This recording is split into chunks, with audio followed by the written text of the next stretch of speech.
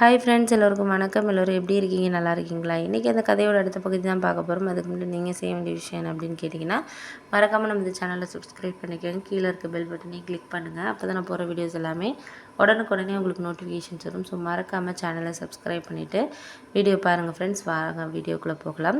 அதுக்கப்புறம் அண்ணன் ஊர்லேருந்து வந்ததுக்கப்புறம் அம்மா அப்பா சொல்லிகிட்டு இருந்தாங்க, இது மாதிரி இந்த தடவைனாச்சும் இவன் லீவுக்கு வர்றப்போ ஏதாச்சும் ஒரு பொண்ணை பார்த்து, ஏன்னா வெளிநாட்டிலேருந்து 3 வருஷத்துக்கு ஒரு தடவை தான் வரான், இப்போயே 2 தடவை வந்துட்டான், ஆனால் நம்ம எதுவுமே முயற்சி பண்ணலை அப்படின்னு சொல்லிட்டு எங்கள் அக்காலாம் பேசிகிட்டு இருக்காங்க. அப்படின்னோடனே அப்பா சொன்னார், இப்போ தானே அவன் போய் ஓரளவு இப்போ தானே வீடெல்லாம் கட்டி ஓரளவு அவனுக்குன்னு நாளைக்கு ஒரு கல்யாணம் ஆனால் தேவையில்லாமல் ஒரு பிரச்சனைகள் வராமல் இருக்கிறதுக்கான வழியை அவன் தானே இது பண்ணிக்கணும் சொல்லு அப்படின்னு சொல்லிட்டு சொன்னார்.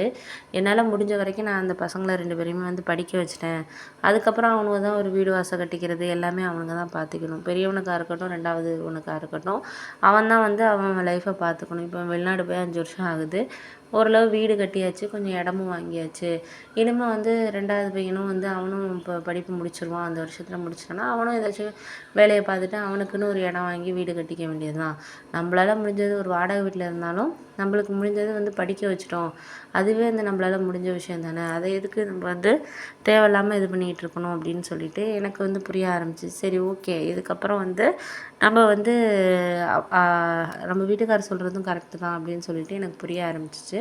அதுக்கப்புறம் நான் சொன்னேன், சரி சரி விடுங்க விடுங்க, அதெல்லாம் நடந்து முடிஞ்சதை பற்றி இனிமேல் பேசி ஒன்றும் ஆக போகிறது இல்லைங்க. நம்ம இதுக்கப்புறம் என்ன நடக்க போகுதுங்கிறத தான் நம்ம பார்க்கணும்.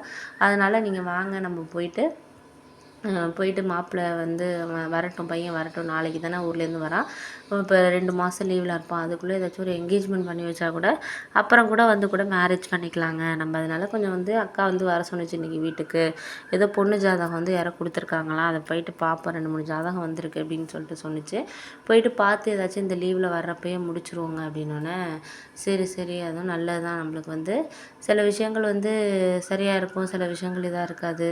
பார்ப்போம், முடிஞ்ச வரைக்கும் நம்மளும் ஏதாச்சும் ஒரு முயற்சி பண்ணி பார்ப்போம் அப்படின்னு சொல்லிட்டு சொன்னோன்னே, சரி சரிப்பா அப்படின்னு சொல்லிட்டு அதுக்கப்புறம் நானும் நினச்சேன், அக்கா சொன்னது மாதிரி நம்மளும் கொஞ்சம் பார்க்க ஆரம்பித்தா தான் சரியாக இருக்கும். இவர் பேச்செல்லாம் கேட்கக்கூடாது. இவர் பையன் காசு சம்பாதிக்கட்டும், இன்னும் ஒரு 4 வருஷம் ஆனாலும் இவர் இப்படி தான் உட்காந்துருப்பார். ஆனால் நம்ம ஒரு அம்மாவாக இருந்து நம்மளால் எல்லாரும் கேட்குறதையெல்லாம் நம்மளால் இது பண்ணிட்டு போக முடியாது. அதனால் முடிஞ்ச வரைக்கும் இந்த வருஷத்துலேயே அவனுக்கு ஏதாச்சும் வரத்தில் கூட லீவில் கூட கல்யாணத்தை முடிச்சு விட்றலாம் அப்படின்னு சொல்லிட்டு சொன்னான்.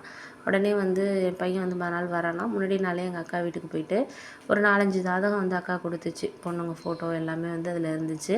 போயிட்டு நீ பார்த்துட்டு பையன் ஜாதகத்தோட எது பொருந்துதோ நம்ம அதுக்கப்புறம் மேற்கொண்டு பேசிக்கலாம் அப்படின்னு சொன்னிச்சு. சரி, ஓகேன்னு சொல்லிட்டு நானும் போயிட்டு ஜாதகம் எல்லாம் வாங்கிட்டு வந்துட்டு சாமி படத்துக்கிட்ட வச்சுட்டு எல்லாத்தையும் வேண்டிகிட்டு அதுக்கப்புறம் நாங்கள் எப்போதும் ஒருத்தர் ஜாதகத்தை தான் ஃபேமிலி எப்போதுமே பார்ப்போம். அவர்கிட்ட போயிட்டு பார்க்குறதுக்காக அன்றைக்கே நாள் நல்லா இருந்தனால ஈவினிங்கே ஒரு 4 மணிக்கெல்லாம் போனோம். போயிட்டு பருந்ததில் ஒரு 5 ஜாதகத்தில் 3 ஜாதகம் பொருந்துது அப்படிங்கிற மாதிரி சொன்னாங்க. சரி, 3த்தையும் அக்காட்ட சொல்லி அனுப்பி வச்சேன். இது 3 பொருந்துதாக்கா, நீ ஏதாச்சும் பேசிப்பார் அப்படின்னு சொல்லிட்டு. நாளைக்கு தான் ரகு வரான், அதனால் நம்ம பேசி வச்சோன்னா அவன் வந்ததுக்கப்புறம் கூட நம்ம முடிச்சுக்கலாம் அக்கா அப்படின்னு. சரி சரி, அதுவும் நல்லது தான். நம்ம நான் பேசி வைக்கிறேன், எனக்கு ஒன்றும் அதை பற்றி பிரச்சனை கிடையாது. நான் பேசிவிட்டு அவங்க வீட்டில் என்ன சொல்கிறாங்க என்னென்னு கேட்போம். இவன் ஜாதகத்தையும் ஃபோட்டோவையும் பையன் ஃபோட்டோவையும் நீ எனக்கு அனுப்பி வை, நான் அவங்களுக்கு அனுப்பி வைக்கிறேன். அவங்களும் போய் பார்க்கட்டும். 2 இதில் எது சரியாக வருதுன்னு பார்ப்போம். 3 ஜாதகம் தான் பொருந்திருக்குன்னு சொல்கிறீங்க, 3 வீட்லேயுமே பேசுகிறேன் நான் அப்படின்னு சொல்லிட்டு அப்புறம் அக்கா இது பண்ணிட்டாங்க. அப்புறம் மறுநாள் காலையில் ஒரு 10 மணிக்கெல்லாம் ரகு ஊர்லேருந்து வந்தான். வந்ததுக்கப்புறம் கொஞ்சம் ஃப்ரெஷ் ஆகிட்டு அவனுக்கு பிடிச்ச சாப்பாடு எல்லாம் கொஞ்சம் செஞ்சு வச்சுருந்தேன். சாப்பிட்டு முடிச்சுட்டு மேரேஜ் இது மாதிரி பண்ண போகிறோம் அப்படின்னோடனே அவனுக்கும் ஒரு மனசுக்குள்ள ஒரு ஆசை இருக்கும் போல இருக்குது. அவனும் ஒரு மாதிரி சிரிச்சுக்கிட்டே அப்படின்னு சொல்லிட்டு கேட்டுகிட்டு இருந்தான். ஏன்னா அவனாக நம்ம எனக்கு கல்யாணம் பண்ணி வைங்க அப்படின்னு சொல்லிட்டு பிள்ளைங்க நம்மளை கேட்க மாட்டாங்க. நம்ம தான் அவங்களோட அந்த உணர்வுகளை புரிஞ்சுக்கிட்டு அதுக்கு மதிப்பளிக்கணும் அப்படின்னு எனக்கு அப்புறம் தான் புரிஞ்சிச்சு. சரி, ஓகே, இதுக்கப்புறம் இவனை நம்ம நிச்சயம் கல்யாணம் பண்ணி எத்தனை மாதம் லீவில் பார்த்துருக்கேன்னொன்னே 3 மாதம் லீவுமா அந்த தடவை அப்படின்னோடனே 3 மாதம் லீவ்லேயே எப்படியாச்சும் பார்த்து ஓரளவு என்கேஜ்மெண்ட் வச்சு பண்ணி வச்சிடணும் அப்படிங்கிற ஒரு முடிவில் தான் நானும் பெரியம்மா எல்லோரும் சேர்ந்து முடிவு எடுத்திருக்கோம்ப்பா அப்படின்னோடனே, சரி ஏதாச்சும் நீங்கள் பண்ணுங்கள், சொன்னால் கேட்கவா போகிறீங்க, விடுங்க அப்படின்னு சொல்லிட்டு அவன் அதுக்கப்புறம் அவன் ஃப்ரெண்ட்ஸை பார்க்குறதுக்காக போயிட்டான். அதுக்கப்புறம் இப்படி ஒரு 2 நாள் போணுச்சு.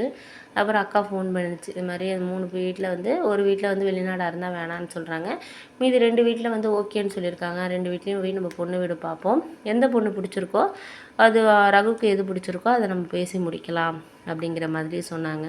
சரி, ஓகேக்கா, நானும் நாளைக்கு நல்ல நாளாக தான் இருக்குது. ஒரு பொண்ணு வீட்டுக்கு நாளைக்கு போயிட்டு வருவோம். மறுநாளும் நல்ல நாளாக இருக்குது. இன்னொரு பொண்ணு வீட்டுக்கு போயிட்டு வருவோம். 2ல் எது வந்து பையனை பிடிச்சிருக்குங்கிறவோ அதுக்கு ஏற்ற மாதிரி நம்ம பேசலாம்க்கா.